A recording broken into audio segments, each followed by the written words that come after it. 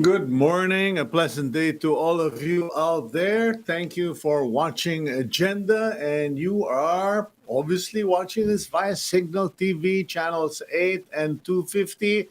At para naman po dun sa mga unsubscribe pa, please subscribe to Cignal TV because you will have a wide selection of program. But in the meantime, for those of you who have not subscribed, you can carry on watching us via facebook.com/OneNewsPH and on YouTube for replays One News PH. You can also reach us via SMS 0968 704-7736. I'll ask our agenda team to flash that on screen para paminsan-minsan makapick up naman kami ng feedback ninyo. In any case, today is August 24, 2021. It's a Tuesday. You may notice in the background here, it's slightly overcast. It's been drizzling this morning. I do hope that the rest of you out there are having pleasant weather kasi dito po pag umulan oras ang bilang. Okay, now today we will be getting updates regarding, alam ko po pagod na kayo. I know that most of you would like to hear something different, but well, it's something different in the sense that a number of LGUs, actually 2 local government units, have come up with no movement days. O kumbaga, no, if you remember back a few years ago, there would be a carless days. I remember when we were still residing somewhere in Makati, they would actually declare certain streets as carless days on Sundays para ang mga tao makapaglakad, etc. I know that in the Ortigas Center, there would be a carless day so that people could walk and bicycle. But in the days of COVID, the no movement day has been introduced. I believe it's a town or a town in some Davao Oriental yata. I have to ask pasensya naman. Tumatanda na ang Kuya Cito, but also in Laoag. I understand they're introducing that. We'll check on that. And of course, let's also find out regarding what's happening in Iloilo City.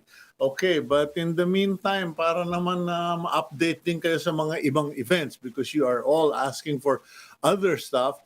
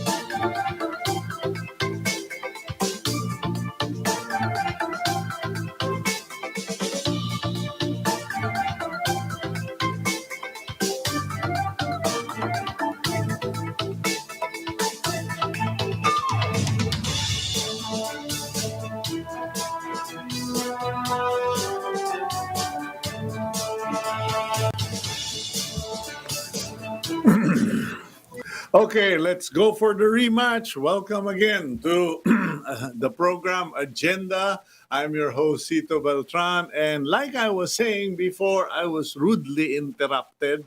Uh, sabi nga ng tatay ko, nung kasya ay biglang nakulong nung martial law at nakabalik. So may 17 years later yata yun. Anyway, as I was saying, Barry Manilow. Many of you, I'm sure, like me, are fans of Barry Manilow. He did not make it through the rain. No, he's okay. He's alive. He's healthy. But apparently, in the homecoming concert in New York City over the weekend, as reported in the Philippine Star, kumakanta si paring Barry Manilow. Barry Manilow was singing Can't Smile Without You. Well, when suddenly it was announced in the public address system to the 60,000 concert goers, ladies and gentlemen, kindly seek shelter because there is an impending thunderstorm, rains. There is a storm coming. The concert is over. So, kumbaga, yung concert ni Barry Manilow ay nadisgrasya. Well, not just Barry Manilow, because a lot of big stars had gathered at Central Park to celebrate the release of New Yorkers from detention with COVID-19. Okay, so, well, that's the fun. Well, not fun for Barry Manilow, but, it's funny because of how it was reported that he did not make it through the rain. Now, another feature anyway, sabihin ko na, nandito na kasi malungkot po yung isang feature. Many of us feel bad that Manny Pacquiao did not make it in this last match. He lost to his opponent. And still, many Filipinos have congratulated him, honored him, and expressed their support for Senator Boxer Kamaon ng Bayan, Manny Pacquiao. And there's a story in the Philippine Star where Manny Pacquiao was in the dressing room with his wife, Jinky. And the story goes that Manny asked Jinky, talo ba talaga ako? He needed confirmation because for fighters don't just quit. Kahit na sinabing talo ka, laban ka pa rin. And it was hard for Manny to simply just, accept the decision. Well, hindi naman siya nagpro-protest, but he needed it from someone whose opinion he respected. And this is the reason I'm mentioning this today, because Manny was, trusting his wife.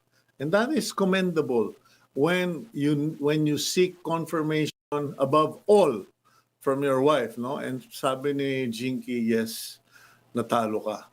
And so, okay na. Okay, talo. Wala tayong magagawa. So, moving on na. But I just had to mention that because if you read, please go to the website of the Philippine Stars, the sports page, kasi isa pong I'm going to try to put it here, no? Napakalungkot na litrato. Ayan po, ay si Manny Pacquiao, no? Duguan, sugatan, niyayakap ng kanyang anak. And you could see the sadness and the emotion in Manny, but I just wanted all of you to see that kasi medyo maraming mga comments, mga expertise. But anyway, let's now move on with the program. We hope Manny Pacquiao all the best. Let's go to the front page of the Philippine Star.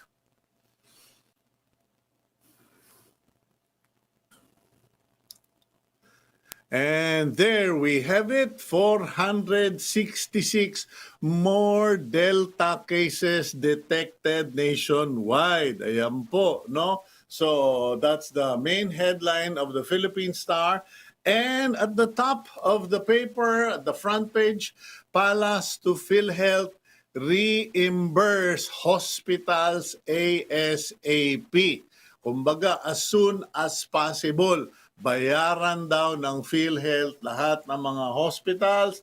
And then Sinopharm, the vaccine, gets emergency use authorization from Philippine Food and Drug Administration. Yung litrato po, lower part, are the photos of our 4 Olympic medalists in the middle part of the Philippine Star who are kidding around during the ceremonies, I believe, with Malacanang. Lower part of the paper, please. DOH to use contingency fund for risk allowance of health workers. Akala ko ba nabigay na? Bakit ngayon parang meron pa rin ilalabas na pera? Ayan po ang sinasabing inconsistency. Okay? Proposed 5 trillion national budget submitted to Congress. And then Metro Manila slips, nadulas, bumaba to ng 8 positions or 8 notches in terms of Safe Cities Index. And Senator Lapid and new Armed Forces of the Philippines chief test positive for COVID. Now, let's go to the stories behind the front page. The Health Department reported 466 new cases of the COVID-19 Delta variant yesterday. Of this number, 442 are local, 14 are returning overseas Filipinos, and 10 are still being verified. The DOH officially declared the community transmission of the highly transmissible strain in NCR and Calabarzon. Kumbaga, labo-labo na yung Delta variant na yan in NCR and Calabarzon. DOH also reported the highest single-day tally of COVID-19 cases with 18,332, while there were 152 new deaths. Meanwhile, Malacanang told Philippine Health Insurance Corporation or PhilHealth to pay the claims coming from private hospitals. Presidential spokesperson Harry Roque said the state insurer's move of suspending payments to hospitals whose claims are under investigation could derail the implementation of the Universal Healthcare Law. Inuna pa ninyo yung UHC concern, imbis na ipunto na pag hindi nagbayad ang PhilHealth at kumalas ang mga hospital, kayo rin ang mumurahin ng taong bayan. The Budget Department has submitted the proposed 5 trillion peso national budget for 2022 to Congress. Lawmakers aim to approve the budget before the end of the year to avert the possibility of running on a reenacted budget. Some senators said the proposed national budget would face intense scrutiny following reports of mishandling COVID-19 funds across government agencies. Meaning, humanda na yung mga magpipresenta at magde-defend ng budget sa Senado, lalo na sa Senado dahil hihimayin na, titirisin na, gigisahin pa. Nako, para kayong magiging sisig na hilaw. Okay, the quote of the day comes from the book of Deuteronomy in the Bible, chapter 8, verse 17. You may say to yourself, my power and the strength of my hands have produced this wealth for me. But remember the Lord your God, for it is He who gives you the ability to produce wealth and so confirms His covenant, which He swore to your ancestors as it is today. And why did we choose this Bible verse for today? Huwag po kayo mag-alala. Hindi po magpipreach si Bishop Beltran. I just found it appropriate, and I believe it was divine inspiration because a lot of people have commented on the loss of Manny Pacquiao. And in life, we will witness many great men, great women, good people who, from point to point in their journey, will suffer defeat. Si Abraham Lincoln nga raw eh. Ewan ko, ilang beses ba tumakbo for public office naka 14 losses yata, etc. And tapos nung kung kailan pa tumakbong presidente, only when he ran for president did he actually win and became the president that led the nation, the led America in the U.S. Civil War and the dissolution of slavery. So, kumbaga, but why are we mentioning this verse from the Bible? Because from time to time, God allows defeat in our lives to remind us that it is He who is in control. It is He who makes decisions. It is He who gives us provision, success, and wealth. And maigi po yung maalala natin yan. And because so that He gets the glory, He gets the honor. Hindi naman the ego tripper si God eh. Kasi, ba't kailangan ba niya tayo? He doesn't need us. He doesn't need our help. But, you know, when He's like a father. He takes care of us, His children.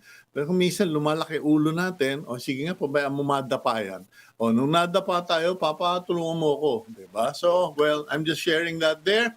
Remember, okay, the Lord your God, for it is He who gives you the ability to produce wealth. Hindi lang po puwersa ng kamao o galing ng dila o talas ng isip. Kasi may mga kilala rin akong lumaki ulo. Okay? Now, let's move on to the main program. And ito pong bisita natin, humble, hindi lumalaki ulo, sumasakit ang ulo. And I really commiserate with our next guest because Iloilo City will once again implement border controls and enforce stricter compliance to health protocols in barangays in a bid to lessen the transmission of the Delta variant. Ayan na po. The city recorded 11 more Delta variant cases, bringing the total to 15. Let's talk to Iloilo City Mayor Jerry Treñas. Mayor, good morning to you, sir. Hi, good morning, Cito, at saka sa lahat na viewers natin. Okay, sabi ko nga, ikaw hindi lumalaki ulo, sumasakit ang ulo. Kamusta ka na ba? Hindi ka na humingiti. Dati lagi kang humingiti pag binabati kita eh. Yan, smile ka. Can't smile without you. Sabi nga ni Barry Manilow. Anyway, Mayor, how's everything there? We were doing well in the vaccination. We were doing 10 to 13,000 a day. And together with the national government through Secretary Galvez and Secretary Vince, we're getting the vaccines that we need. And one day a week, we open it to the people coming from the municipios, no, and from Guimaras, so that Iloilo City will do its share in helping out people from the other provinces. Unfortunately, this is what we're getting. The very slow genome sequencing as detected 11 more Delta cases in Iloilo, bringing it to a total of 15. The province yesterday got a total of 21 new Delta cases. The province of Aklan has a total of 26. Negros also had a total of several cases. That is what I have been saying before, Cito, that the genome sequencing, which is based only in Manila, cannot serve the whole of the Philippines. Uh, can you imagine taking care of Luzon, Visayas, and Mindanao? And that is the reason why we get results after 2 or 3 weeks. And they tell us that the Delta variant has already recovered. But we go back and do more extensive contact tracing and test everyone again. Uh, two of the 11 cases came from the OH, the regional office, no? And they are requiring us to show to them an EO that they will be placed on quarantine after the Delta results will be out. Ay, very sad. And so we will have to come up with the EO, no? Because instead of getting cooperation from these people, they are making it difficult for us. And these are the people who are supposed to be helping us in this fight against COVID-19, most especially for the Delta. Yeah, Mayor, what's the problem? What is this executive order all about, and what purpose does it serve? They want us to show them an executive order that once they have been detected to have had the Delta variant, they will again be placed on quarantine and all their close contacts will be reswabbed. No? Mm-hmm. So we are preparing the executive order for their own purposes, no? Just the same.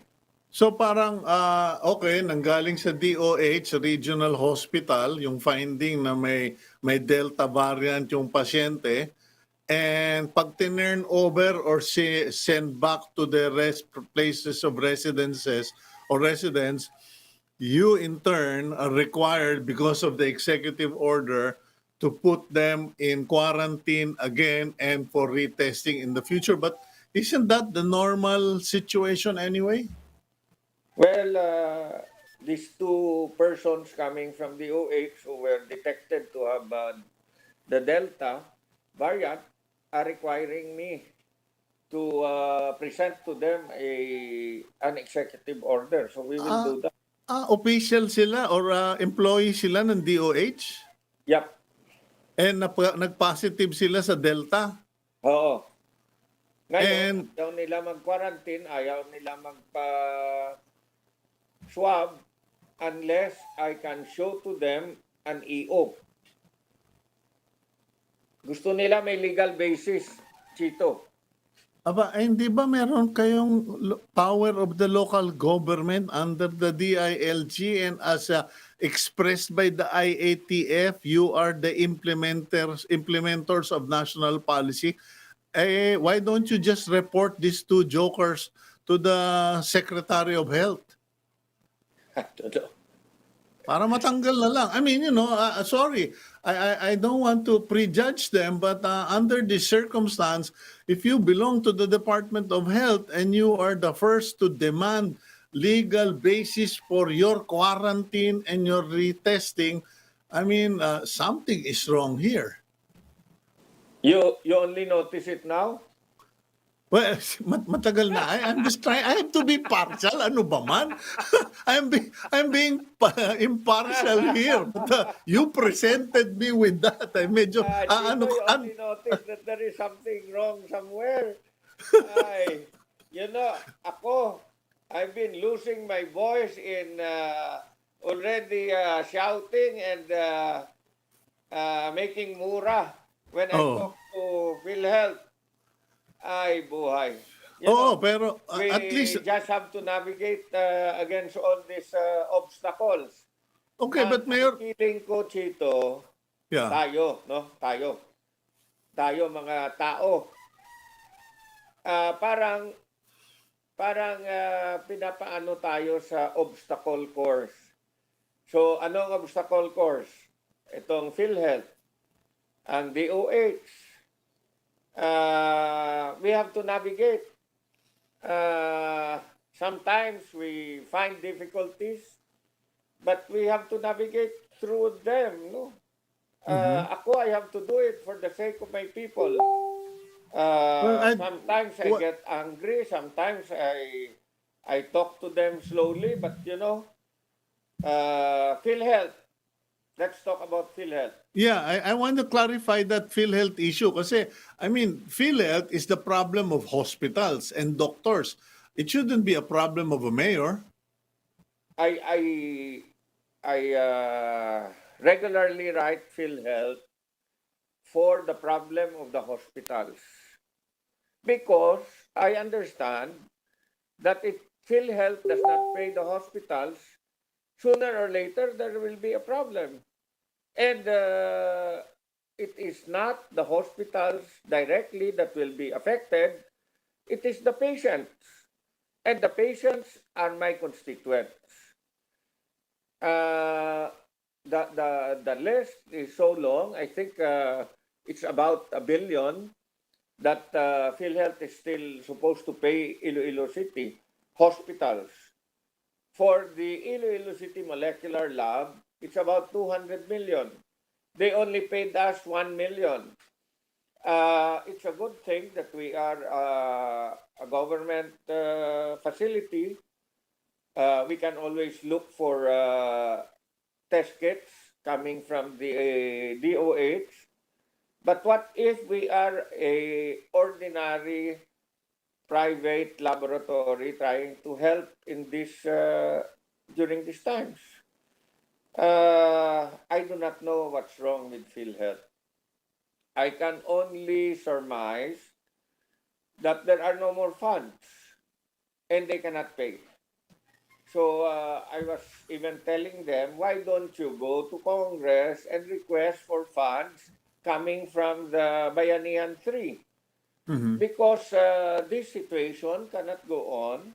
The hospitals will have to be paid unless we want the whole health system of the Philippines to collapse in the midst of Delta variant, which is causing havoc already in several communities.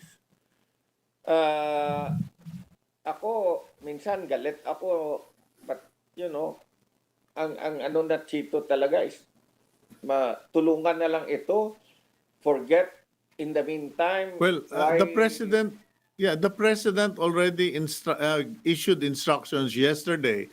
Actually, I even said that in an interview with the head of the private hospitals that I have a sticky suspicion the president is going to step in, which he did yesterday, and ordered the PhilHealth to pay private hospitals ASAP or ASAP.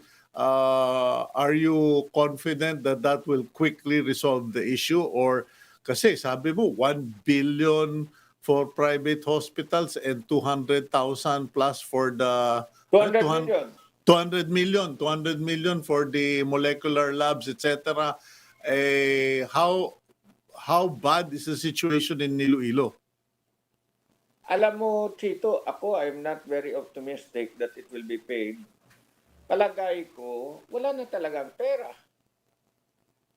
You do not come up with these regulations that on the basis of mere suspicion,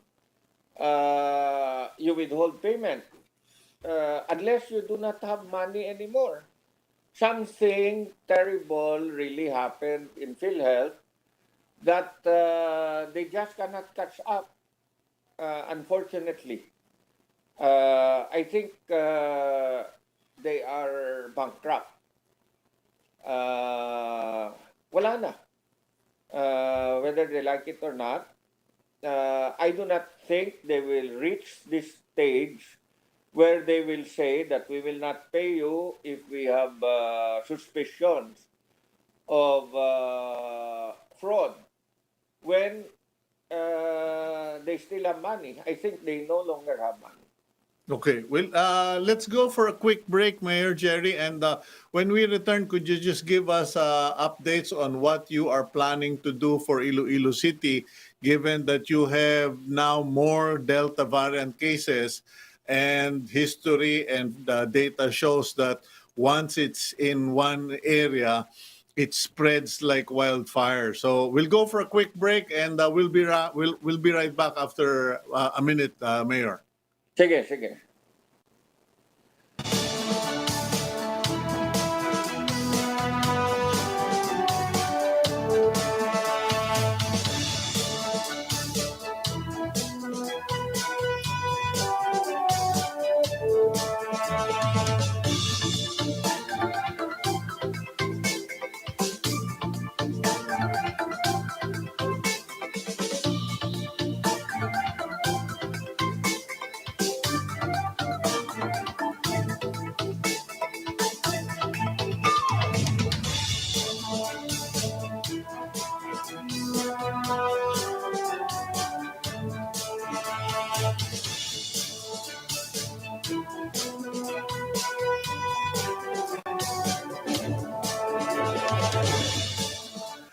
Welcome back to the program agenda. I'm your host, Cito Beltran, and joining us again this morning is Mayor Jerry Treñas of Iloilo City. Mayor, the sad part about your situation there is you have 15 Delta variant cases, and it is reported that you're going to have to tighten up border controls, etc. What are the plans this week for Iloilo City? We have started tightening up border controls. Only persons with who are essentials for medical reasons, for the vaccines, etc., etc., will be allowed to come in from the province. No? We are very worried because in the province they've been having 300 to almost 400 cases a day. For Iloilo City, we have seen the cases going up from 60 to 70 to 80 to 90, and then it was reported today that we have 102 cases already. The Delta variant is really here, and based on what happened in India and in the UK, it took four months before the cases started to go down. Okay. Unfortunately, all our hospitals in Iloilo City are the referral hospitals for all the provinces. 70% of our ICU beds and COVID beds are occupied by people coming from the provinces. What we are going to do right now is that we have made a request to DPWH for 3 modular hospitals. This single modular hospital will consist of 22 beds. We have also requested DOH for their assistance in terms of personnel, equipment, and medicines. For these 3 modular hospitals, it will take DPWH a month before they can construct these hospitals. What would be the capacities of those three in total of those 3 modular hospitals? 66 beds. 66 beds. That can help us a lot because we are now going at 80% capacity for both the COVID beds and the ICU beds. Unfortunately, the province, which has a population of almost of a little over 2 million, has only 4 ICU beds. So all the severe cases are being sent here to Iloilo City. Together with the DOH, last night, Secretary Duque texted me that he will be endorsing it to Secretary Mark We need these hospitals because this will take care exclusively of our Ilonggos. Okay. Uh, the Iloilo City patients are being backed out from our city hospitals because of the presence of the provincial patients. We are not complaining, everyone has the right to be taken care of. But we are trying to come up with a way as to how to manage the situation. And this is the only way that we have seen to get more COVID beds, to get ventilators so that if people will need ventilators, then they will have ventilators. Are You know, you are you yeah, sorry, Mayor. Are you considering what's being done in Davao Oriental yata yun, and in Laoag, where they're now pushing for zero mobility or no movement Sundays. Kumbaga, one day or certain days of the week na talagang absolutely nobody goes out except for real essentials. Kumbaga, health workers lang, law enforcers lang, or food delivery. Other than that, nobody is allowed. Are you considering that for Iloilo City? I'm really open, Chito, to do everything. I'm on my way to my office to already discuss whatever needs to be done. Mm-hmm. We have 1,500 beds in our quarantine facilities, just in case there is a spike of this Delta and there are patients who need to go on quarantine. And we also have prepared oxygen tanks for them so that in case they only need oxygen tanks, then we will be able to provide them in the quarantine facilities. Mm-hmm. Do you have Uh, sufficient supply for oxygen? Meron bang factory dyan? so far, but the supplier needs to go to Cebu every day to get a very important ingredient that they need, no? And every day they go there by Roro, and then they get it back here. We bought some oxygen tanks, I think 60 or 80 of them for the quarantine facilities. As a matter of fact, I was surprised. I received a letter from the NBI inquiring why we are purchasing oxygen. Uh, well, we just have to answer it. No? Uh, Okay. Well, anyway, yeah, Life Mayor is J. getting more exciting, especially when government agencies do not know really what they should do. No? Anyway, Mayor Jerry, I won't take up any more of your time. You're on your way to the office. I just hope that our friends in Iloilo and those giving you support, advice can come up with innovative solutions. And we hope all the best for our friends in Iloilo and in the Iloilo province and the city. God bless you, Mayor Jerry. Thank you, Chito, and I really look forward to hosting you here in Iloilo so that I can bring you to the batchoy and pancit molo, things that you will really enjoy when you are here. Okay, thank you very much, Mayor Thank you. Jerry Treñas. Okay, that, ladies and gentlemen, was Mayor Jerry Treñas, the eyebrow-raising point in that interview was, two Department of Health employees, officials, who were being requested to undergo quarantine and testing, were demanding that the city government present them an executive order requiring them. Kumbaga parang siguro gustong palabasin ng dalawa na national government office kami. We are from the national government. Why should we submit to your local demands unless there is an executive order authorizing you to place us under quarantine? Lang ya. Yan na po yung sinasabi natin. That is what we have been pointing out, ladies and gentlemen, that some people, ito yun. And then, if si Iloilo City is bought oxygen tanks, they get a letter from the NBI saying, why are you purchasing oxygen tank? May we know to what purpose? Parang, mag-scuba diving kami. Kailangan namin ng oxygen tank na 4 feet high. Well, I don't know. I'm sure the NBI has its reason because they want to control the surge in prices, etc.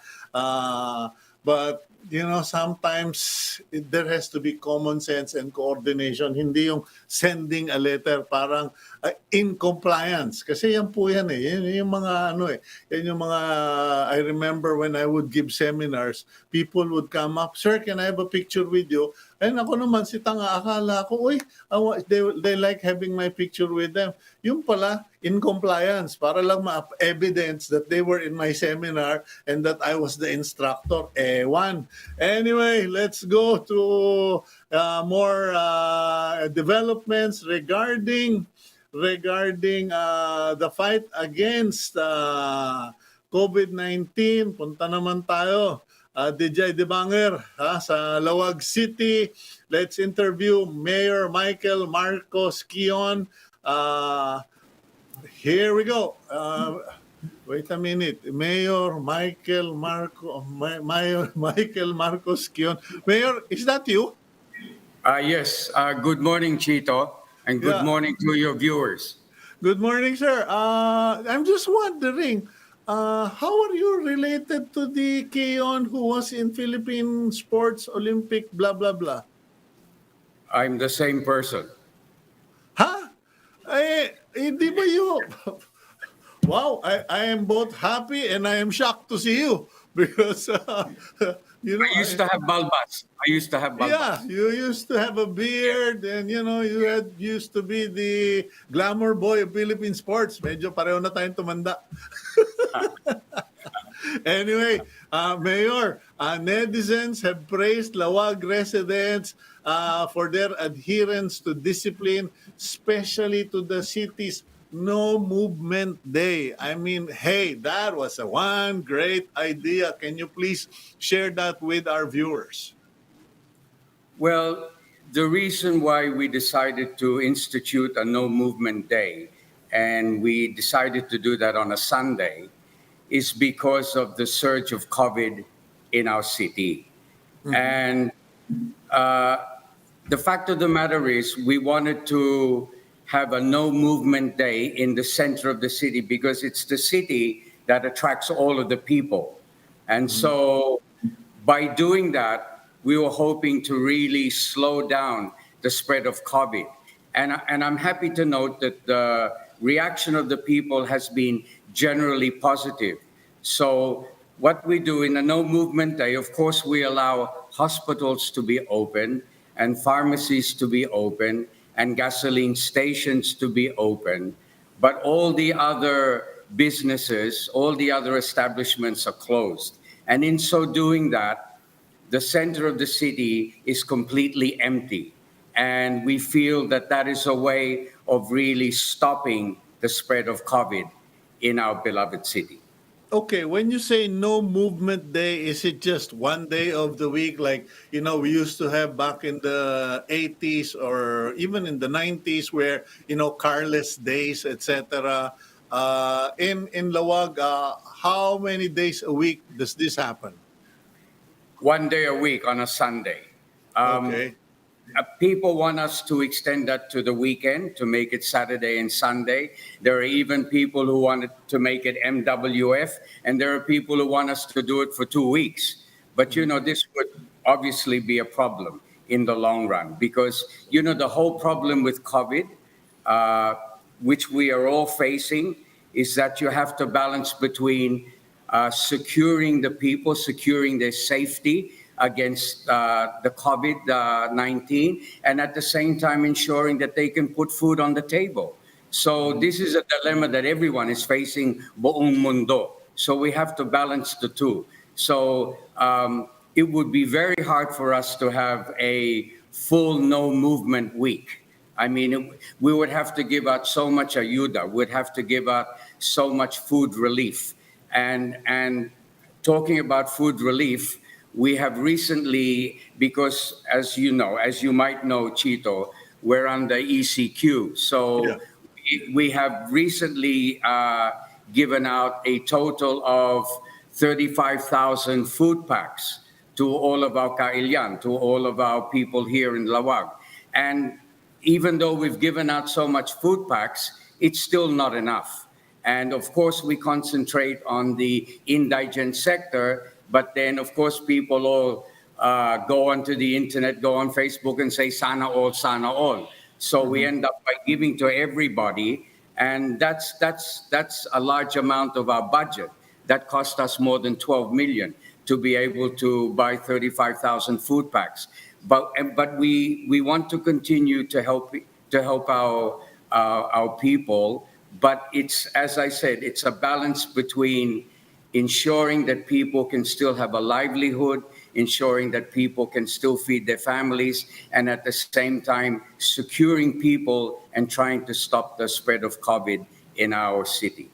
How is the economic situation in Laoag? Because last time I was there, it's been a while, but I could say that Laoag was very prosperous. A lot of economic movement, tourism was up, etc.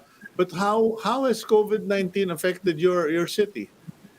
Chito, when was the last time you were in Laoag? I don't want to tell you. It's about like 5 years ago. Okay. Well, COVID has really impacted very negatively on Laoag. As my compatriot in Iloilo was saying, that we have now experienced both the Delta and the Alpha variant here in Laoag. There have been 7 Alpha positive cases, and there have been 7 Delta cases and 3 Alpha cases. Thankfully, nobody has succumbed. But, Laoag City is a prosperous city. At the same time, we're all struggling to try and protect our kailian, and that's why under ECQ, many businesses are closed down. And of course, this affects the business community. By and large, Laoag is a prosperous city, but of course, the business community is feeling the pinch of ECQ. And this is why I'm not sure how long ECQ will continue, but it's important that we have ECQ. Laoag City is a component city. We're under the jurisdiction of the province. And my nephew, Governor Matthew Marcos Manotoc, has actually been implementing ECQ mostly buong provincia. So this is our way of combating the virus. Yeah, but how bad is the COVID infections in Laoag and for the entire province? Because I mean, it's good that we got hold of you and that we're having this interview, because by and large, we're not really getting a lot of news as far as the infections go. Okay, well, as of yesterday, Laoag City had a total of 1,164 COVID positive. 2,970 people have recovered. We have had 53 casualties for a total of 4,187 COVID cases. Now, what is interesting to note, Chito, is that when the pandemic first began in March of last year, until April of this year, Laoag City had not suffered any COVID casualty. But then come late March, so virtually a year later, come late March, a very good friend of mine contracted COVID. He went to hospital, and within a period of 12 days, he succumbed to COVID. And he became the first COVID casualty here in Laoag. And the irony of it is that he passed away on Good Friday on April 2. Since then, we've had 53 COVID casualties here in Laoag. And so the situation has really gotten worse, and we've had to work very hard in order to try and suppress this COVID surge here in Laoag. Okay, now you were talking about not having enough funds for ayuda, but what about in terms of healthcare and vaccination? Because it seems that the only bright light or the only light in this entire dark episode is that the NTF, the National Task Force, has been importing and delivering millions of vaccines. What about Lawag? Yeah, I'm very happy to note that Laoag City has gotten its fair share of vaccine. The Governor Matthew Marcos Manaloc, has ensured that Laoag City gets its fair share of what is given to the province. Now, I've also had help from Senator Bongo. In fact, Senator Bongo got me in touch with Secretary Galvez of the COVID-19 task force. And he has assured me, and DOH has assured Laoag, that because of our present situation, that we would get the required vaccine. As of today, we have had about 20,000 people, approximately 20,000 people vaccinated, and that is both for the first dose and the second dose. The actual people who have been fully vaccinated is approximately 12,000. Now, the problem here is that the population of Laoag City is more or less 115,000. So what we want to achieve is herd immunity. Herd immunity would be approximately 70% of the population. So we'd be talking about vaccinating at least 70,000 people or more. Now, we're far from that. Having vaccinated 20,000 people, with only 12,000 people being fully vaccinated, we're medyo malayo from that target. However, the DOH is trying to do their best, and we've had all of the vaccines. We've had Gamalaya Sputnik, we've had AstraZeneca, we've had Moderna, we've had J&J, we've had Sinovac, and what I'd like to also take this opportunity is to tell you, Cito, that the city government is planning on procuring from India, from the Serum Institute of India, a vaccine by the name of Covovax. Yeah. Now, Covovax is an Indian manufactured vaccine. It's meant to be very, very good in combating all the different variants. We're planning on purchasing 25,700 doses. You'll need 2 doses per person for a total of 12,850 individuals. This will help us. This will cause us to make the process faster when it comes to vaccination. Now, we vaccinate on an average of about, depending 1,000 to maybe 1,200, 1,300 people a day. And we're doing that on a daily basis. So slowly but surely, we'll get everyone vaccinated. And you know, it's no use locking down. We're constantly locking down. We do granular lockdowns, though we've begun to lock down whole barangays. But we do granular lockdowns where we lock down houses, we lock down sitios, we lock down puruks, we lock down pasada, but we are continuously locking down, then opening up, locking down, opening up. We're just going around in a vicious circle. The only way to solve this is through vaccination. Okay, that's a very important point, Mayor Keon. But my question, I'm curious to know if it were up to you, what do you think works better? A citywide, province-wide quarantine like ECQ, or would the granular lockdowns be better?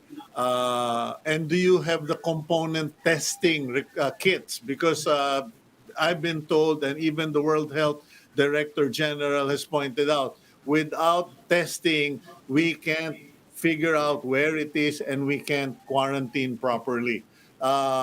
Which is a better solution as far as you're concerned?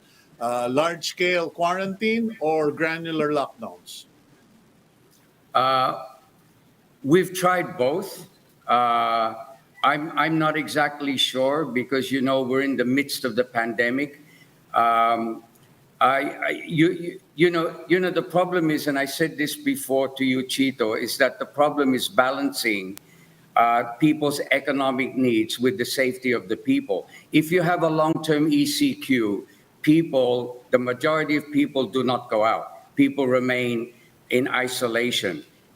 For people to do that, the LGU, it becomes incumbent upon the LGU to be able to feed the people. That takes a lot of money over a period of time. Now, if we were to open up and allow people to go about their normal daily business, the problem would be that the COVID and its variants would also spread. So it's a balance between the two. I'm not exactly sure. This is all happening as we go along, and we have to study it day by day.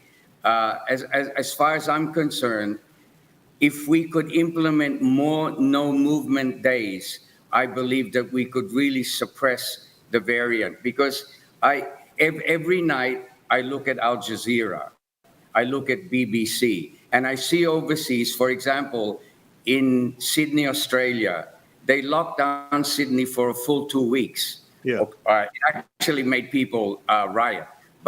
But to do something like that, like in New Zealand, where they locked down completely, because of New Zealand locking down completely, they were able to be COVID-free for 6 months. If you lock down and you stop people moving, you stop the transmission of COVID. But then there are economic consequences. So there's a balance between all of this. Okay, well, we will see what happens, and I guess we are all praying that we all get enough vaccines, that majority of the Filipinos, if not all, will be vaccinated. In any case, please feel free to keep us updated, and I will have to get a rain check with you, Mayor Keon, because this is a blast from the past, I have to say. I did not imagine I would be doing this in my lifetime, but we hope to speak to you again on other matters in the near future, if you wouldn't mind. I would more than be happy to do so, Chito. Take care and God bless. Okay, God bless you as well. That's Mayor Michael Marcos Keon, and to many of us who are in the senior division, he was Michael Keon, okay, the sports guru in the during the time of President Marcos, and fair to say that he was one of those who pushed for the sports development in the Philippines. And now I would say that if you connect the dots, at least one way or another, it all helped.